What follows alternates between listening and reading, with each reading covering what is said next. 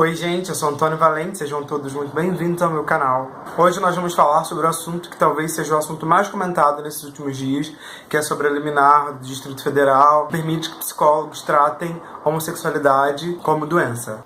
Durante esses dias a internet bombou e vários artistas têm se pronunciado, têm se posicionado a respeito da causa, falando muito sobre o amor, que amar não é uma doença e de fato não é. Mas o que eu vim compartilhar com vocês é algo um pouco diferente do que eu tenho visto por aí.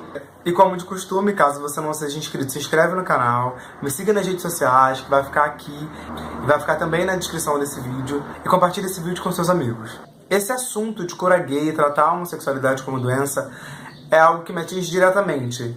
Não somente porque sou gay, mas porque eu fiz terapia reversiva, eu fiz todo esse processo de deixar de ser gay, e é sobre isso que eu quero falar com vocês. E eu só gravei esse vídeo porque eu procurei na internet pessoas que estivessem falando com propriedade do que é viver esse processo de cura, sabe? Passar por essa terapia, ter um psicólogo te tratando como se você fosse uma pessoa doente. E eu não encontrei, então resolvi abrir isso com vocês.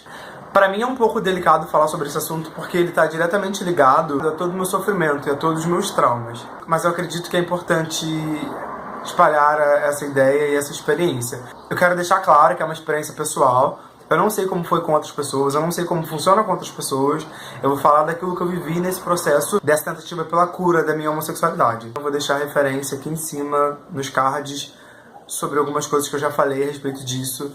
Mas eu fui da igreja por um tempo e eu sempre soube que eu era gay, mas eu fui assumido antes de me assumir, porque as pessoas já diziam que eu era gay antes mesmo de eu saber escrever meu próprio nome. Mas talvez isso de certa forma tenha me ajudado a olhar pra mim e tentar me conhecer bem antes.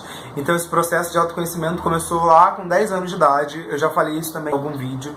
Eu comecei a passar pelo psicólogo do colégio e a princípio o grande problema era a falta do meu pai, né, por não ter sido criado pelo meu pai biológico, e isso acarretou alguns traumas em mim. E quando eu fui ficando mais velho, com 15 anos eu entrei na igreja, já sabendo que eu era homossexual, mas eu não me relacionava com outros caras por conta daquilo que eu queria. E mesmo sabendo da minha sexualidade, enquanto eu estive na igreja, eu não me relacionei com meninos, porque tudo que eu vivia naquele lugar me fazia acreditar que qualquer coisa que eu fizesse diferente daquilo que foi designado por Deus, pelo pastor ou por qualquer outro líder, me afastaria de Deus e me levaria para a condenação eterna. Na verdade, a minha busca já partia desse pressuposto de que eu era gay e que eu já estava condenado. Então qualquer coisa que eu fizesse, ainda assim estaria muito distante de me encontrar no lugar onde achava que Deus me queria. Até que um amigo da igreja me passou o contato de um grupo de pessoas que cuidavam de meninos com tendências homossexuais e não queriam ser homossexuais.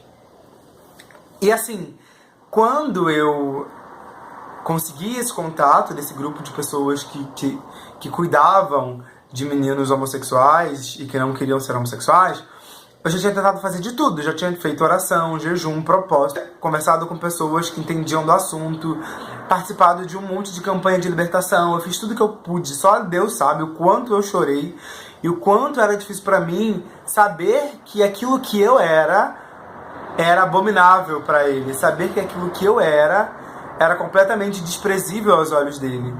Só que ainda assim, eu acreditava que eu tinha que lutar contra isso e que, mesmo sendo condenado, se Deus visse o tamanho do meu esforço e o quanto eu estava disposto a negar aquilo que eu era para fazer a vontade dele, talvez ele me perdoasse e me deixasse ter uma vida minimamente digna.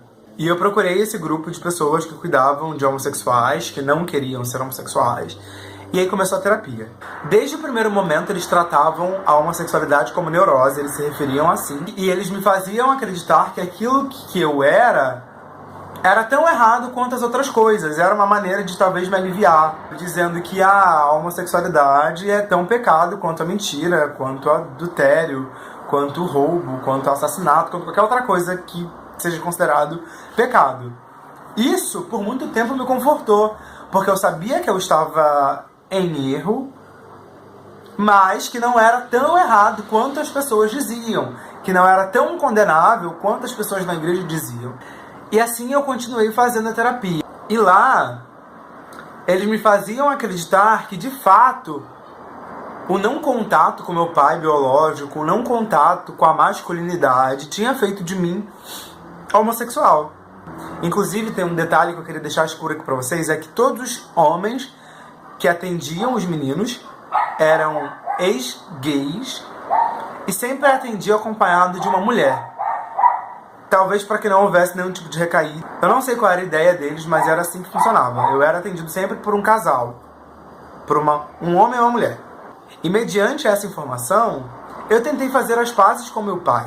Porque vai que eu tendo contato com meu pai, eu não me torno hétero novamente, né? Já que é reversão, eu acreditei nisso. E tentei me aproximar do meu pai, o que foi a experiência, uma das experiências mais terríveis da minha vida. Se já era ruim, estando longe dele, ser rejeitado diretamente foi muito pior.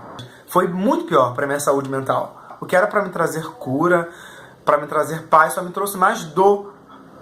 E aí eu compartilhei isso com ele. E assim, continuava a busca, era muito jejum, muita oração. Eu fazendo vários exercícios que eles passavam, comportamentais, para deixar de ser gay ou para ficar o mais distante que eu pudesse disso. Só que nada funcionava.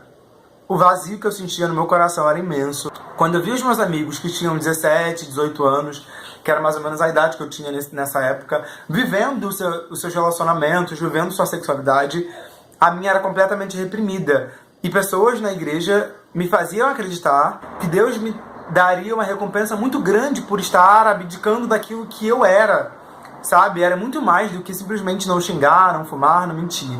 Era abrir mão do que eu era. Era abrir mão do meu desejo, era abrir mão dos meus sonhos. Eu tive que abrir mão de viver uma sexualidade, de ter uma família, de namorar. Porque idealizar isso com uma mulher, pra mim, não era satisfatório. Eu não gostava. Mas com menina eu não podia. Então eu tive que abrir mão de tudo que eu era. Até que eu descobri que todo aquele esforço estava sendo em vão. Porque eu não deixava de sentir as coisas que eu sentia pelos meninos. Isso me matava aos poucos. Eu já pensei em suicídio diversas vezes. Porque eu não queria viver em não conformidade com aquilo que Deus queria que eu vivesse. Ou que eu achava que Deus queria que eu vivesse. E eu pensava, era melhor acabar com isso tudo, porque era muito doloroso saber que aquilo que eu era completamente reprovado aos olhos de Deus. E que todo esforço, que toda terapia, que todo cuidado não traria resultado. Eu também ficava mal por desapontar as pessoas que estavam ali envolvidas comigo diretamente naquele tratamento e que não veriam o resultado esperado. Não veriam o Antônio heterossexual, não veriam o Antônio constituindo uma família com uma mulher e talvez filhos. Isso não iria acontecer. Então, o peso ficou muito maior. Era algo muito frustrante para mim, principalmente, mas para outras pessoas também que estavam participando daquilo ali.